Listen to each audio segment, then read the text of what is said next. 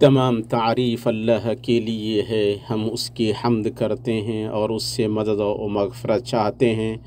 ہم اس کی بارگاہ میں اپنے نفسوں کی برائیوں اور اپنے برے اعمال سے پناہ لیتے ہیں۔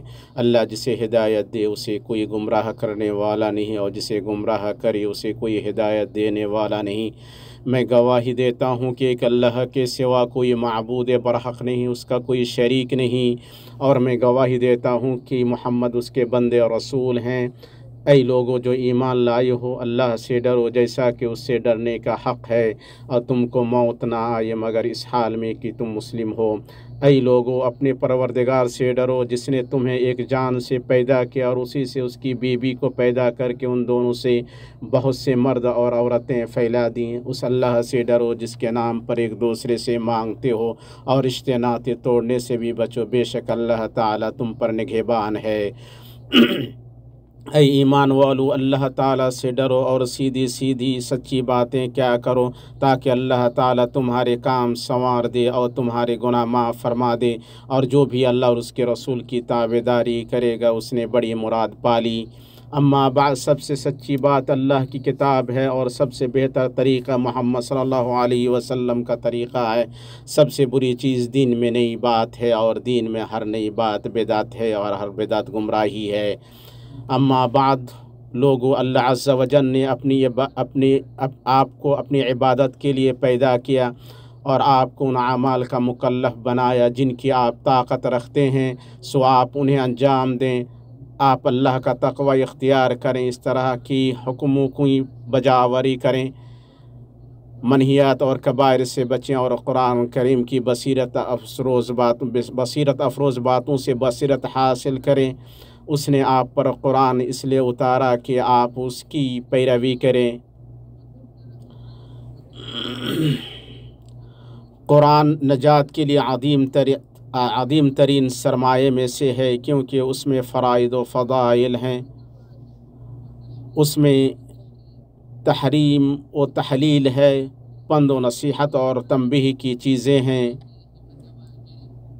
نفسوں کو کیا ہو گیا کہ اس کے اوامر کی بجاوری نہیں کرتی، اور اس کے منہیات اور ممنوعات سے نہیں رکتے، اس ذات سے نہیں ڈرتے جو بندے کی علانیہ اور خفیہ باتوں کو، ظاہری اور پوشیدہ چیزوں کو جانتی ہے۔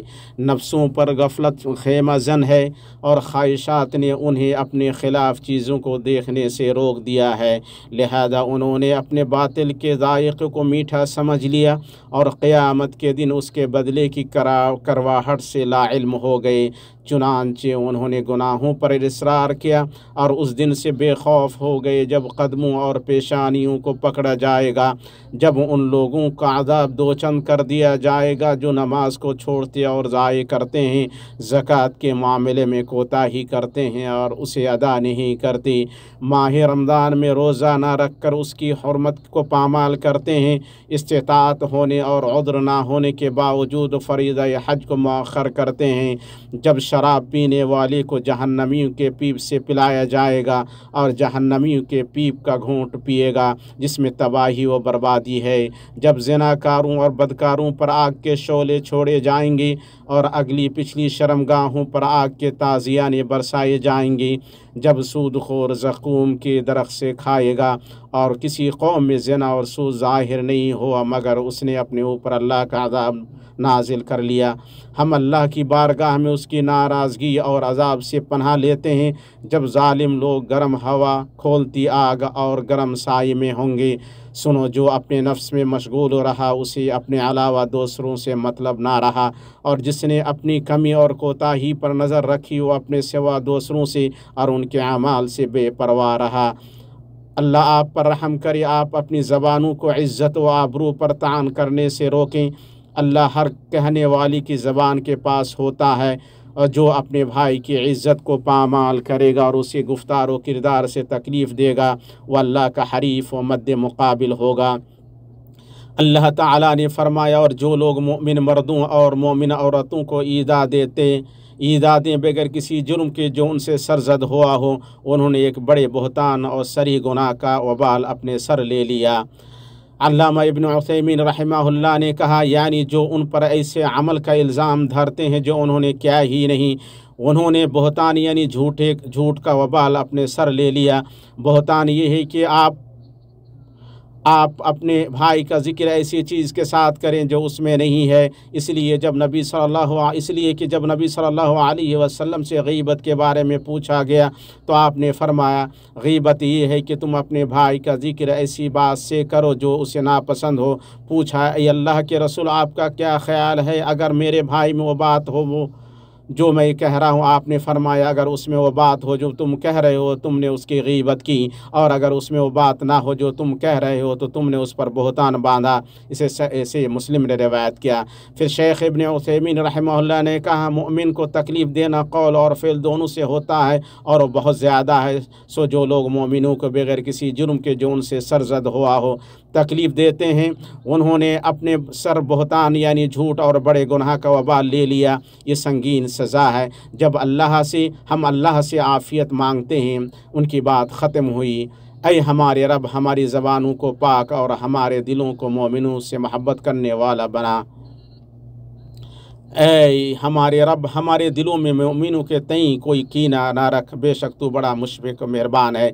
ऐ अल्लाह, हमें ख्वाहिश नफ्स बुराई का हुक्म देने वाले नफ्स और मरदूद शैतान से पनाह दे।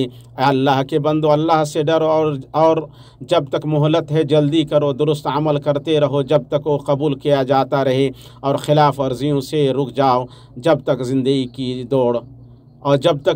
की डोर जुड़ी हुई है। ऐ फ़रेब खुर्दा इंसान, अपनी आरज़ू को घटाओ कि उम्र छोटी है। अपने अमल को अल्लाह के लिए खालिस करो कि परखने वाला देख रहा है। अपनी ख़ताओं को छोड़ दो कि हिसाब बड़ा कठिन है, और तौबा से अपनी ख़राबी की इस्लाह करो कि तुम्हारा अंजाम खुशगवार हो।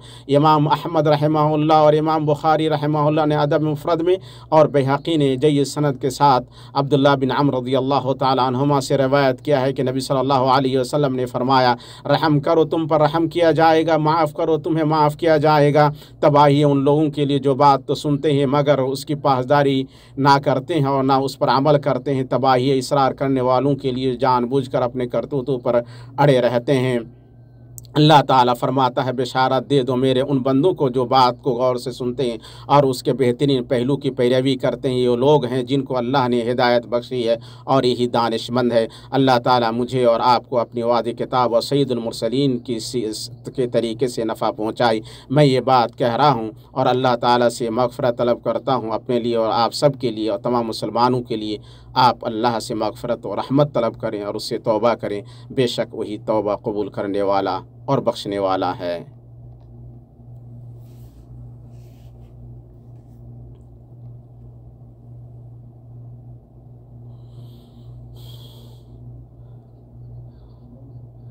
तमाम तारीफ़ अल्लाह के लिए है, ऐसी हम्द जो उसकी बका के साथ दायमी है। अल्लाह के लिए तमाम हम्द है, ऐसी दायमी हम्द की बिला मशीयत इलाही जिसकी कोई इंतहा नहीं। अल्लाह के लिए तमाम हम्द है, ऐसी दायमी हम्द कि जिसका करने वाला सिर्फ़ अल्लाह की रज़ा चाहता है। और अल्लाह के लिए हर पलक झपकने और हर सांस के साथ दायमी हम्द है। और दुरूद व सलाम नाजिल हो हमारे नबी मोहम्मद पर और आपके आल व असहाब पर और उस पर जिसने आपके तरीके से हिदायत पाई और आपकी दावत जैसी दावत दी। अम्मा बाद, मुसलमानों, अल्लाह का तक़वा इख्तियार करो ताकि तुम कामयाब हो जाओ और अपने नफ्सों को गफलतों से बेदार करो और उन्हें उनकी नजात के रास्ते पर लगाओ। याद रखो तुम तो ठहरे हुए हो और मौत तुमको लिए जा रही है। तुम तो क़याम पजीर हो लेकिन अय्याम तुम्हें लेकर रवां दवा हैं, और तुम तो सोए हुए हो लेकिन मौत तुम्हारे आंगन में जाग रही है। तुम दुनिया का माल व मता चाहते हो और अल्लाह ताला आखिरत को चाहता है। अल्लाह के बंदो, आप सब उस ज़ात पर कसरत